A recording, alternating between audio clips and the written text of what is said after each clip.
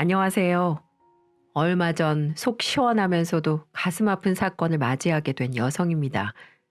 내 뱃속으로 난 자식들이지만 이제야 철이 들어 취직시키고 시집 장가 보내 살만하다 싶으니 그간 고생했던 양육에 대한 보상이 참으로 비참하게 다가오더군요. 물론 우리 아이 3명이 다 저를 아프게 한 건 아닙니다. 제가 상처를 받고 가슴이 찢어지는 듯한 아픔을 겪게 만든 장본인은 다름 아닌 이남일녀 중 장남으로 있는 우리 큰아들 놈이었죠. 이 아이는 어릴 때부터 지 동생들보다는 조금 더 냉철하고 이기적인 면모를 가지고 있었어요. 지 아빠가 저와는 달리 좀 무뚝뚝하고 이기적인 부분들이 있어 저도 같이 연애할 때나 결혼 초에 같이 살 때 많이 힘들었을 정도였는데요. 우리 남편은 그래도 중년 때까지는 그런 부분들로 인해 저를 힘들게 했지만 아이들이 모두 시집 장가를 가게 되고 둘이 살게 되면서부터는 저에 대한 애틋함이 생겼는지 정말 잘해주더라고요. 그래서 그간 마음고생했던 것들을 그나마 좀 보상받을 수 있었습니다. 하지만 이제는 남편이 제 편이 되어주니 생각지도 못하게 자식놈 때문에 속을 썩게 되었네요. 지금은 인연을 끊고 살고 있지만 인연을 끊기 전까지만 해도 우리 첫째 놈은 지 아빠를 닮긴 했어도 겉만 좀 그렇지 속에는 잔정이 좀 있는 놈이었어요. 큰아들 놈은 크면서 지가 첫째니까 본인이 잘 되어야지만 밑에 애들도 그 덕을 보지 않겠냐고 이야기를 해서 대학을 보낼 때나 취업을 준비할 때 아낌없이 지원을 해줬죠. 다행히 저희 남편이 시댁 쪽에서 받은 재산이랑 본인이 열심히 돈 벌어 산 땅과 부동산으로 재테크를 잘한 덕에 재산을 잘 가지고 있었기 때문에 아이들 3명 다 여유롭게 키울 수 있었지만 그래도 첫째에게는 더 많은 투자를 해주었어요. 그리고 첫째는 정말 본인 말대로 대기업 쪽으로 취업을 한 뒤로는 자신이 벌어낸 돈으로 저희 부부 대신 지가 동생들 용돈 주어가며 동생들 뒷바라지를 열심히 했으니 아예 속이 없거나 경우가 없는 놈은 아니었더랬죠. 하지만 이랬던 놈이 완전히 자기중심적으로 바뀌고 경우도 없는 인간으로 바뀐 건 결혼을 하고 난 이후부터였습니다. 얘는 다른 자식들과는 달리 처음부터 결혼할 애를 집에 데리고 올 때 며느리감이 눈에 안 찼어요. 얼굴은 반반했지만 직업도 그냥 그렇고 첫인상부터 차가운 게 다가가기가 어렵게 느껴지더라고요. 우리 애도 인상이 좋은 편은 아닌데 상대도 만만치 않았죠. 저는 우리 아들이 부족한 부분이 많다는 걸 잘 알고 있었기 때문에 며느리만큼은 좀 사근사근하면서 따뜻한 마음씨를 가진 아이였으면 했는데 그게 아니라 약간 실망스러웠어요. 보통은 예비 며느리로서 집에 오면 잘 보이려고 노력할 텐데 이 아이는 안 그렇더라고요. 나름 손님 대접한답시고 열심히 준비한 음식이 입에 맞냐고 물었을 때 전혀 생각지도 못한 답을 내놨거든요. 어디 반찬이 입에 좀 맞아요? 귀한 손님 온다고 신경을 좀 쓰긴 했는데 입에 잘 맞는지 모르겠네. 네, 좀 짜네요. 찌개도 너무 걸쭉하고 시금치는 좀 덜 삶아야 할 것 같은데 너무 푹 삶으셨어요. 간도 진한 것 같고 제 입에는 잘 안 맞아요. 당돌하게 저의 음식에 하나하나 지적을 하는 대답을 들으며 그 자리에 앉아있던 저희 모든 가족들이 다 놀랬습니다. 보통은 입에 맞지 않아도 이런 자리에서는 괜찮다고 넘어가는 게 일반적이잖아요. 저는 솔직한 건지 당돌한 건지 구분이 안 가 어떤 대답을 또 해야 할까 당황하고 있던 사이에 이건 뭐 그 분위기를 풀어줘도 부족할 판에 우리 아들놈이 끼어들어 한술 더 뜨기 시작하는 겁니다. 엄마, 다음부터는 이 사람 오면 반찬은 좀 싱겁게 해주세요. 처가 쪽이 보니까 음식을 좀 싱겁게 먹는 편이더라고요.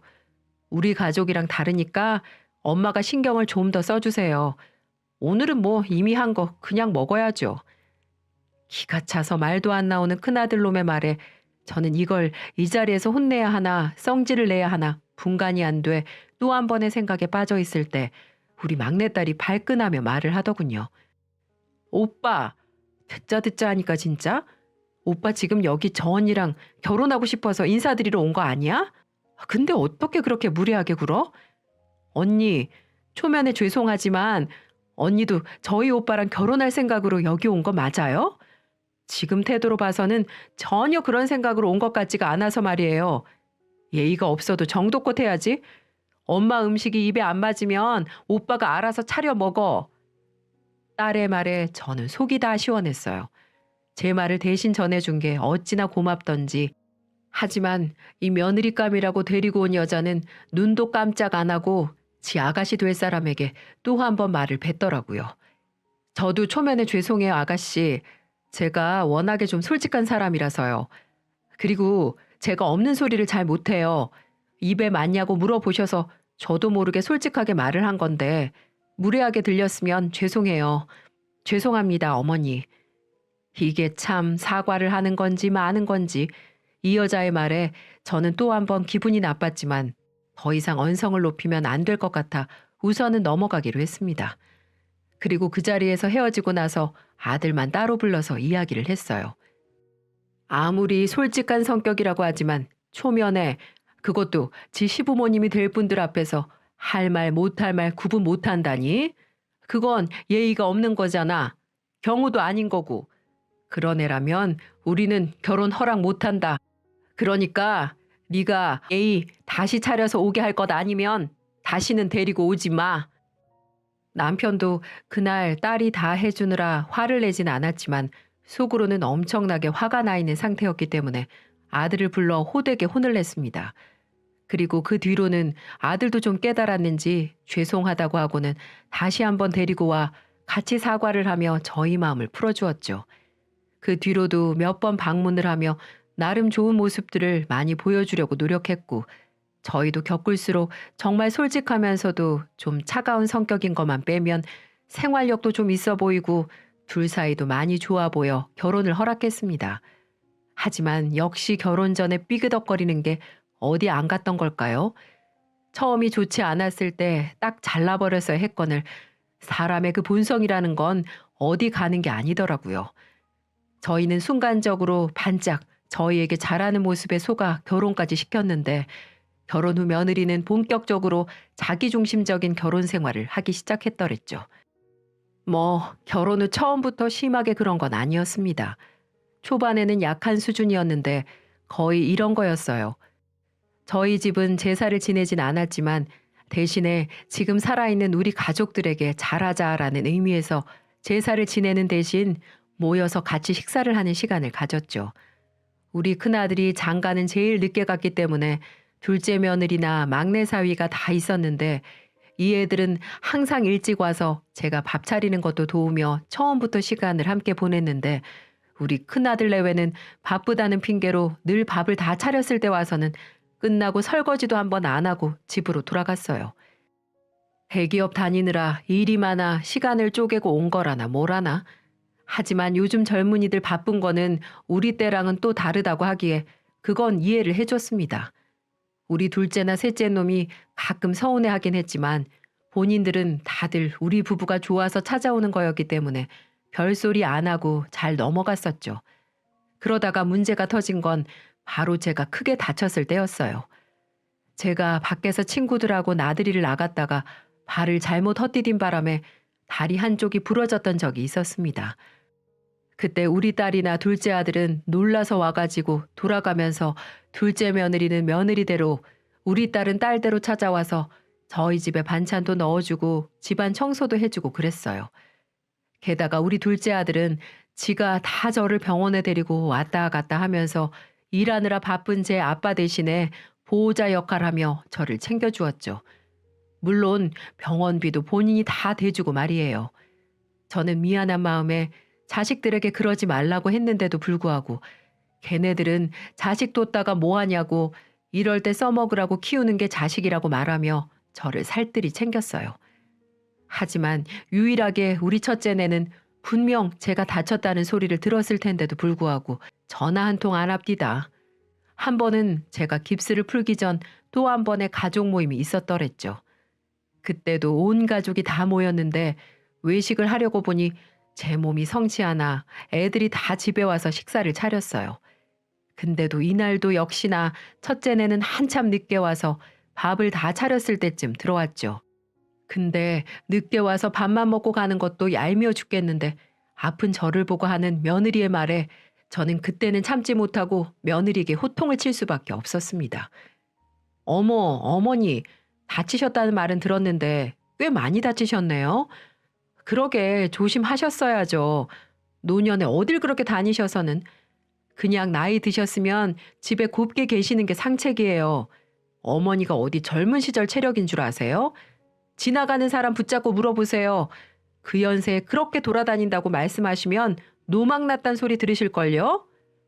아주 지 시애미를 가르치다 못해 노망난 할망구로 만들어버리는 큰며느리의 말에 저는 기분 나쁜 기색을 숨길 수가 없었어요. 결혼 전에 호되게 혼나놓고도 아직 정신 못 차리고 아픈 시어머니에게 막말을 해대는 며느리를 가만두고 볼 수가 없었죠. 야, 너는 지금 그게 달린 입이라고 그렇게 짓거리는 거냐? 어디 시애미를 노망난 할맛이로 만들고 난리야? 네가 내가 나들이 간다고 용돈을 한번 줘봤어? 아니면 다쳤다고 해서 괜찮냐며 전화 한 통을 해봤어? 아무것도 안 한 주제에 어따 대고 훈수질이야? 저는 화가 나서 있는 그대로 성질을 내버렸고 이건 누가 봐도 제가 화내기에 마땅한 상황이었기 때문에 그 자리에 있는 사람 누구 하나 말리지 않고 오히려 제 편을 들어주며 며느리를 혼내기 시작했어요. 그러게요, 형수. 말씀이 지나치시네요. 형수는 나이 안 먹을 것 같아요? 그리고 부모님 안 계십니까? 형수네 부모님께 가서도 이렇게 말씀하실 거예요? 사람이 개념이 없어도 정도껏 없어야지. 못 배운 티내나 진짜. 우리 막내 아들은 늘 어디서나 예의 있게 행동하려고 노력하는 애였기 때문에 지 형수가 아무리 경우 없게 하더라도 그동안은 꾹 참았어요. 근데 이번만큼은 안 되겠는지 처음으로 지 형수를 무시하는 말까지 써가며 나무라더라고요. 사실 큰며느리는 직업이 좋은 편은 아니었어요. 물론 직업에는 귀천이 없다고 하지만 식당에서 서빙을 하며 지 생활비를 버는 애였거든요. 물론 프랜차이즈 식당에 매니저로 들어가 일하는 거라 어느 정도 대우는 받고 있었지만 다들 4년제 대학 나와 중소기업 이상 다니고 있는 우리 자식들에 비하면 조금 떨어지는 직업이긴 했습니다. 게다가 우리 첫째는 대기업에 다니고 있었으니 더더욱 다른 사람들이 보기에 비교가 될 수밖에 없었죠. 하지만 저희 가족들은 그런 게 중요하지 않은 사람들이라서 한 번도 언급한 적은 없었는데 큰며느리가 너무 무례하게 나오니 우리 작은 아들도 크게 쓴소리를 하느라고 언급을 한 거였어요. 큰며느리는 그 소리를 듣더니만 자기를 무시하는 말투에 화가 났는지 발끈하더라고요. 어머, 오히려 말씀이 지나치신 건 서방님이시네요. 요즘 어떤 세상인데 그런 말씀을 하세요? 대학이 다인 것도 아닌데. 언니, 우리 오빠한테 뭐라고 하지 마세요. 먼저 시작한 건 언니잖아요. 언니 말대로 요즘이 어떤 시대인데 우리 엄마 나이면 아직 밖에 다니기 창창한 나이인데 어디서 그런 말로 사람 모욕을 주고 그래요?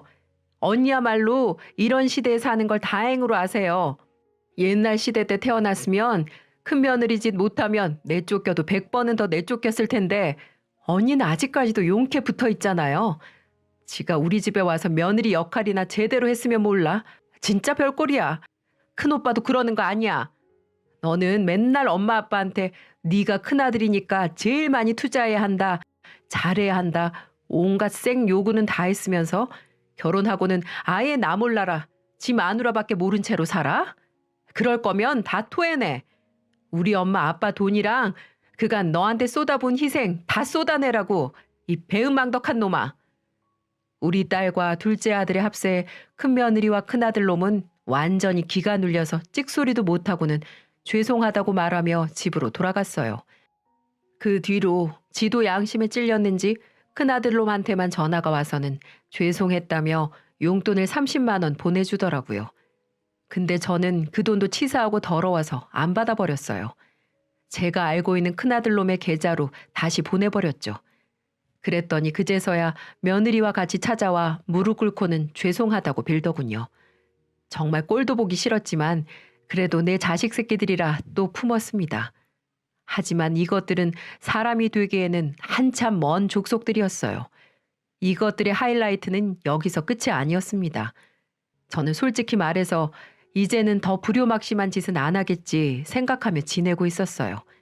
하지만 그 생각은 멀지 않은 때 뭉개지고 말았죠. 그 후로 한 몇 년간은 그냥 조용했어요. 큰아들네는 정신은 차린 듯 했지만 여전히 다른 애들만큼 살갑게 지내진 않았는데요. 그래도 별탈 없이는 지내고 있어 그걸로 저는 됐다 싶어 지내고 있었습니다. 그렇게 지내던 중 우리 가족에게 큰 시련이 찾아오게 되었고 그건 바로 우리 남편의 병이었습니다. 남편에게 갑작스럽게 치매가 찾아오게 된 거예요. 꽤 오래전부터 잘 깜빡깜빡 하더니만 언젠가 한 번은 집을 혼자 못 찾아오는 바람에 경찰서로 가서 데리고 온 적이 있어 그날로 바로 병원을 예약해 놓고 치매 검사를 받았더랬죠. 결과는 충격적이게도 치매가 진행되고 있는 상황이었고 그 뒤부터 남편은 치료를 받는데도 불구하고 상태가 많이 안 좋아져 결국에는 아직은 퇴직이 남아있는 상황에서 일을 그만두고 집에만 머무르고 있어야 했습니다. 그렇게 1년 정도는 정신이 거의 오락가락하면서 잘 버티다가 나중에는 온전한 정신이 돌아오는 횟수가 현저히 줄어들고 정신이 나간 상태로 지내는 날들이 더 많아졌어요. 근데 그때부터 이 첫째 놈들이 지 아빠가 아프다니까 정신이 좀 차려졌는지 저희 집에 자주 와서는 남편을 챙기더라고요. 심지어는 며느리는 직장까지 그만두고는 저희 집에 매일같이 출근 도장을 찍으며 제 시아버지 간병을 하기 시작했습니다. 저는 그런 며느리가 참 고맙기까지 하더라고요. 그러던 중 큰아들 놈이 지 동생들에게 이야기를 해서 십시일반으로 돈을 모아 저에게 아빠 간호하느라 고생하는데 여행을 좀 가라고 보내주더라고요. 근데 또 남편이 걱정이 되기도 하고 혼자 나갔다 오는 게 좀 미안하기도 해서 고민을 하고 있는데 우리 큰며느리가 처음으로 저에게 이런 말을 하던 거 있죠. 어머니, 그러지 마시고 애 아빠 말 들으세요. 어머니 그동안 아버님 간호하느라 외출 한번 제대로 못 하셨잖아요. 그 좋아하시는 마실도 나들이도 다 포기하고 집에만 계셨으면 하실 만큼 하신 거예요. 그러니까 저한테 아버님 맡기시고 편하게 쉬시다가 오세요. 저 그동안 어머님 옆에서 많이 간호해봐서 혼자서도 거뜬히 아버님 돌볼 수 있어요. 그러니까 용돈 두둑히 챙겨서 친구분들이랑 좋은 시간 보내시고 오세요. 큰며느리도 합세해서 지가 남편을 보겠다고 하는 통에 저는 남편이 아프고 한 번도 외출을 할 때도 마음 편히 한 적이 없다는 것이 느껴져 아이들의 말을 따르기로 했습니다. 게다가 지금껏 이런 말을 전혀 하지 않던 며느리가 챙겨주니 더 감동이 되어 고맙더라고요. 그래서 친구들과 함께 오랜만에 여행을 다녀왔더랬죠. 그 기간이 거의 일주일이었습니다. 그리고 그 한 주 동안에 저는 무슨 일이 벌어지는지도 모른 채 남편의 죽음까지 맞이해야 했습니다. 아무 탈 없이 여행에서 돌아온 뒤로 남편의 상태는 이전보다도 더 안 좋아져 이제는 아예 제정신으로 돌아오지도 못하는 수준이 되었어요. 그래서 결국에는 그 상태로 1년이 안 돼 남편은 죽음을 맞이하게 되었습니다. 생전에 같이 지지고 볶고 살면서 무뚝뚝한 남편 때문에 소가리를 많이 했었는데 노년에 들어서야 아이들 다 시집장가 보내고 서로가 애틋해져 같이 잘 살고 있을 때 이런 시련이 찾아와 더욱 가슴이 아프더라고요. 그래서 남편의 임종을 지켜보던 순간과 장례식장에서 우리 막내딸을 붙잡고 얼마나 울었는지 모릅니다. 같이 산 세월의 정이 그렇게 무서운 거란 걸 처음 알았어요. 우리 자식들도 얼마나 울었는지 장례식 내내 눈이 퉁퉁 부은 채로 지냈는데 유일하게 눈물 한 방울 안 흘린 애들이 바로 우리 첫째네였습니다. 얘네들은 이상하게 제가 여행을 다녀온 이후부터 태도들이 다시 변하기 시작하더니 며느리도 나중에는 지 시아버지의 상태가 더 심해졌는데도 불구하고 한 번을 찾아오질 않더라고요. 그러다가 임종만 겨우 지키고는 장례식장 안에서도 온갖 인상은 다 찌푸리며 귀찮다는 듯이 지내는 게 영 보기가 안 좋았습니다. 하지만 제가 걔네들을 신경 쓸 정도로 마음의 여유가 없었기 때문에 그때는 그렇게 넘어가야만 했어요. 그리고 곧이어 저는 죽은 남편이고 뭐고 정신을 바짝 차릴 수밖에 없는 사건을 맞이해야만 했죠.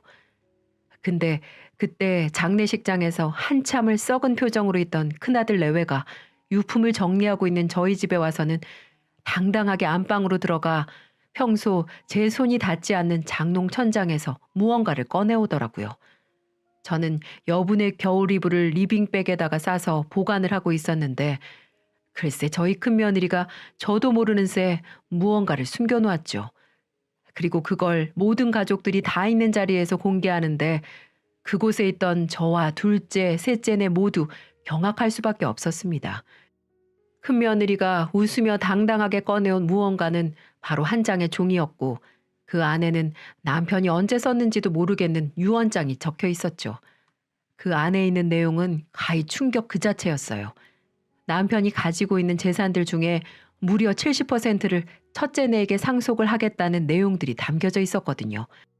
큰며느리와 첫째 놈은 그걸 꺼내와서는 당당하게 저희 앞에서 읽어내려갔고 조금은 삐뚤빼뚤했지만 제가 알고 있는 남편의 글씨체와 도장이 정확하게 찍혀 있었습니다. 저는 깜짝 놀라며 그 종이를 다시 가서 보았고 반박할 수 없을 만큼 우리 남편의 흔적이 담겨 있는 내용을 보면서 저는 완전한 좌절을 맛보아야만 했죠. 그리고는 이 치밀한 인간들 때문에 저는 머리까지 쭈뼛서는 경험을 해야만 했습니다. 남편이 유언장을 남긴 날짜를 보니 제가 여행을 가고 없을 때였거든요. 그때 며느리와 아들놈이 어떻게 남편을 꼬드긴 건지 유언장을 본인 손으로 직접 작성하게 만든 거였죠. 이때까지만 해도 남편의 정신이 살짝은 돌아올 때였는데 돌아와서도 완전히 돌아오기보다는 말만 좀 통하는 수준이었기 때문에 아들 내외 꼬심에 충분히 이 글을 작성할 수 있을 만한 상태였어요. 그걸 노리고 이 첫째네는 간호를 했던 거였습니다. 도장까지 정확하게 찍혀 있었기 때문에 이건 반박을 할 수가 없었어요. 게다가 내용 자체도 100% 상속이 아닌 일부 상속이 들어가고 그 나머지는 다 본인 형제들이나 저에게 돌려지게끔 손을 써놔서 어떻게 할 수 있는 상황도 아니었죠. 땅이나 건물 주소야 등기부 등본을 떼면 다 나오는 거라 그 주소들을 알아내는 것쯤이야 어려운 게 아니었을 거예요. 그러니까 이렇게 파렴치한 짓도 제대로 할 수가 있었던 거죠. 이 모든 상황을 다 파악하고 나니 저희 둘째가 완전히 맛이 가서는 눈이 뒤집히면서까지 제 형 멱살을 잡고 울분을 토해내더군요. 야, 이 자식아, 아빠한테 무슨 짓을 한 거야? 이거 네가 다 꾸민 일이지. 그렇지 않고서야 왜 아빠가 너한테 상속을 이만큼이나 하는데? 이거 놓고 말해. 이게 위아래도 모르고 어디서 까불어? 그럼 첫째인 내가 상속을 제일 많이 받는 건 당연한 거 아니야? 첫째네는 인간 말종 같은 소리를 내뱉고는 이제 이대로 처리만 하면 될 거라면서 콧노래를 부르며 집안을 빠져나가 버렸습니다. 이게 어찌된 상황인가 파악이 안 돼 저희 남은 가족들은 이걸 어떻게 해야 하나 대책을 세우기로 했어요. 일단은 소송을 걸기로 했지만 남편의 자필과 도장이 다 들어가 있는 한 일단 저희 쪽의 상황이 많이 불리해 보였습니다. 하지만 그래도 저 나쁜 것들에게 상속을 해줄 수 없었기 때문에 저희는 더러운 싸움이 되더라도 반드시 이기자는 다짐을 하며 소송을 준비했어요. 하지만 시간이 좀 걸리는 싸움이기에 소송은 들어갔지만 시간이 좀 걸리고 있던 중이었습니다. 그때 저희는 한 번의 추석을 맞이하게 되었고 큰아들네 부부는 명절 당일날 저에게 전화를 해서는 참으로 기가 막힌 이야기를 하나 던지더군요. 어머니 잘 지내시죠? 괜히 힘 빠지게 소송 진행하지 마시고 그냥 편하게 노년 보내세요. 어머니한테 들어가는 돈만 해도 넉넉할 거고 또 어머니 사실 날도 얼마 안 남았는데 저희 거 뺏어서 뭐 하실 거예요? 저희는 이번 명절에는 못 갈 것 같네요. 지금 애들 데리고 제주도 와 있어서요. 대신에 집에서 식사라도 함께 하시라고 계좌로 돈 보내드렸으니 그걸로 명절 잘 보내세요. 저는 어차피 명절에 온다고 해도 안 받아줄 생각이었는데 기어이 먼저 전화해서는 사람 속을 긁는 며느리에게 화가 났어요. 그래서 보내줬다는 돈을 다시 보내주기 위해 계좌를 열었는데 이게 뭔 일인지 저는 거기에서 한 번 더 뒷목을 잡았더랬죠. 며느리가 저에게 보내준 돈은 다름 아닌 3만 원이었습니다. 그걸 보며 어쩜 사람이 이렇게 잔인하고 사악할 수 있을까란 생각이 들어 저는 제가 인생을 잘못 살았나 싶어 한탄의 눈물을 흘려야만 했어요. 다음 날 집에 찾아온 아이들에게도 이야기를 하니 우리 남은 자식들도 분통을 터뜨리며 힘들어했죠. 그렇게 눈물과 고통의 명절을 보내면서 저는 더 악착같이 얘네들과 싸우기로 했습니다. 그렇게 이를 갈며 소송을 준비했고 긴 시간이 흐르면서 많은 인내와 고통을 겪어야만 했습니다. 그리고 몇 달 후 마침내 판결 결과가 나오게 됐어요. 다들 결과가 궁금하시죠? 판결문에는 큰아들이 증거로 제출한 유언장은 유효하지 않다. 이런 내용이었습니다. 저희는 얼마나 그 판결을 받고 오열을 했는지 몰라요. 우선은 소송에서 이겼다는 안도의 눈물과 부모 자식 간에 이 돈 때문에 법정에서 이렇게 마주쳐야 한다는 현실이 너무 힘들었기 때문입니다. 엄마, 이제 됐어. 이겼다고. 이제 저것들 다시는 보지 말자. 정말 아무리 후레 자식이라지만 이렇게까지 천인공날 행동들을 하는 놈들은 없을 거야. 그러니까 엄마, 울지 마. 딸은 그렇게 말을 하며 저를 꼭 안아주었습니다. 다들 궁금하시죠? 어떻게 그 유언장이 인정이 되지 않았는지. 그 이유는 바로 당시 남편의 건강 상태였어요. 저희는 법원에 남편 치매 진료 기록과 의사소견서를 제출했습니다. 그건 바로 유언장을 작성했을 때 남편의 정신 상태가 정상이 아니라는 걸 증명하기 위해서였죠. 그리고 제가 유언 효력 확인서를 제기했었는데 유언장에 집행자가 명시되어 있지 않아 인정이 되지 않았던 부분이었고 요즘 많이 하시는 공증 또한 해놓지 않은 상태라 그 유언장은 고작 종이대가리에 불과할 뿐이었어요. 그리고 요즘 유언장을 작성할 때 증인을 내세워야 하는데 그때 그 자리에는 상속자인 큰아들 내외밖에 없었기 때문에 그것도 발목을 잡은 거였죠. 보통 친척이나 형제들을 많이 내세운다고 하던데 그 유언장에는 그 누구도 증명해 줄 사람이 없었던 거였습니다. 이 세 가지 이유 때문에 우리는 아들과의 소송에서 승소를 할 수 있었죠. 아들은 이건 말도 안 된다면서 망연자실한 표정을 짓더군요. 이럴 수가 없어요. 보세요. 아버지가 직접 쓰신 글씨체랑 인감 도장 이런데도 유언장을 인정 안 한다뇨? 이놈아, 아직도 정신을 못 차렸냐? 왜 이렇게 변했어? 네 놈이 결혼하더니 이제 애미애비도 못 알아보고 이런 짓을 꾸몄던 거지? 이 천하의 죽일놈 같으니라고. 넌 꼭 천벌 받을 거다 이놈아. 하늘에서 네 애비가 다 지켜보고 있어. 다시는 어미라고 부르지도 마. 전 그렇게 말을 하고서는 애들과 집으로 돌아올 수 있었습니다. 그리고 그 일이 있은 후 저는 더 놀라운 사실을 발견하게 됐어요. 아들하고 소송을 하느라 다른 걸 신경 쓸 일이 없었는데 이제 조금 마음의 여유가 생기다 보니 남편의 유품들이 보이기 시작하더라고요. 그중에 가장 먼저 눈에 들어온 게 바로 남편의 핸드폰이었습니다. 그래서 남편 사진이 저장되어 있을 핸드폰을 켜고 여기저기를 보게 되었어요. 근데 저는 거기에서 놀라운 사실을 하나 발견하고 말았습니다. 그때 당시에 정신이 가끔 돌아왔던 남편은 아들 내외 실상을 조심스럽게 녹음을 하고 있었던 거였어요. 거기에는 아들과 며느리의 육성이 흘러나왔습니다. 아버지, 저 큰아들이에요. 정신이 조금이라도 있으실 때 유언장 작성하셔야 된다고요. 제가 엄마랑 동생들 잘 챙길게요. 장남이 잘 돼야 가족이 잘 될 수 있다고요.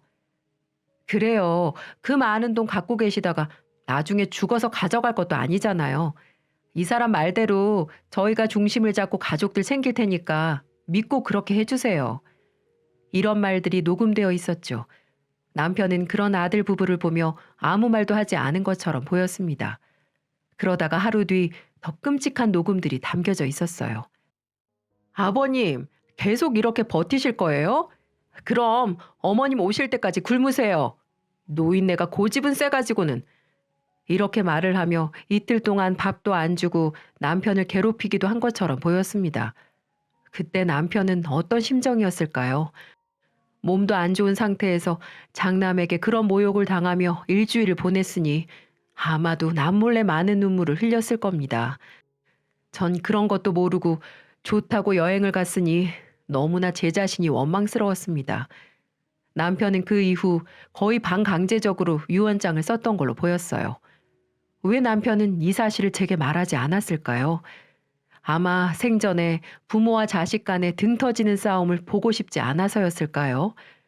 녹음한 이후 죽을 때까지 얼마나 가슴을 졸이고 살았을까요? 아마 남편은 큰아들 때문에라도 가슴이 아파 속이 문드러지다 못해 썩고 극에 골마서 그렇게 불쌍하게 세상을 떠난 것 같아 저는 도저히 참을 수가 없었습니다. 저는 애들을 불러서 녹음본을 들려주었고 다음날 경찰서에 사기죄로 고소를 했습니다. 제가 사기죄로 소송을 걸어오니 또다시 비굴한 얼굴로 큰아들 내외가 찾아와 싹싹 빌더군요.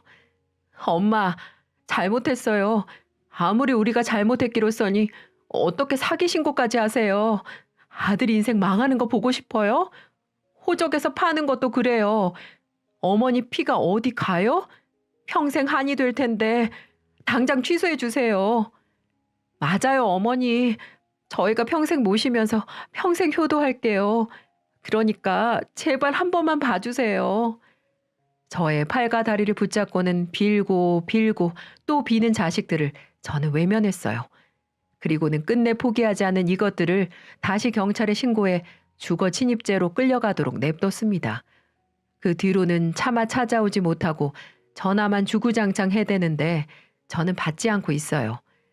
내 배에서 난 자식이지만 악의 끝을 달린 인간을 더 이상은 거둘 수가 없어 저는 피를 끊어내는 고통을 겪으며 첫째네를 외면하고 있습니다. 그저 우리 남은 자식들에게나 잘하며 살고 싶네요. 얘네들은 조만간 형량이 정해질 것 같아요. 어떤 결과든 제발 이 기회를 통해서 깨닫고 정신 차리고 살았으면 좋겠네요. 우리 둘째랑 막내도 저의 아픔을 알고 같이 공유하며 더욱 돈독하게 지내고 있는 상황이에요. 참으로 가슴 아픈 시간이지만 저는 우리 남은 자식들 덕분에 꿋꿋하게 잘 버티고 있습니다. 우리 딸이 저를 위로한답시고 이런 문구를 보내주더군요. 우리는 젊을 때 배우고 나이가 들어서 이해한다.